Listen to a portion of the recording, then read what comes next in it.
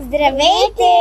Така, днес ще пробваме драгонов плод с Дени и Кари, които, нали, те са от канала. Да. Сега, всяка от нас сега ще си избере виличка първо на първо. Да, аз ще си избера тази. Да. Добре, Дени? Ами, аз ще взема ето тази. Само махни това. Но ето така ще махна кашкавалчето. Така, и ще взема сега. драгонов плод. Айде, да го пробваме. На. 3, 2, 1.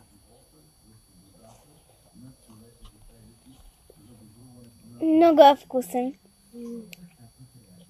Да. Да. Има малко черни семки. Лилав е на свят, не е червен. Мисля, че ще е червен. И боядисва много. Да. Ето както може да видите, това са ябълки, които са боядисани. Да. Малко и езика боядисва.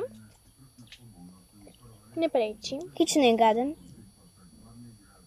Да, не е зле. На мен ми харесва. Да знаете, не е нещо сладко. В смисъл, мисля, че ако е много студен, няма да се усеща. Не знам, честно казано, но не е много сладък. Почти, да, не е толкова сладък. И много е хубав. Аз му давам 10 от 10.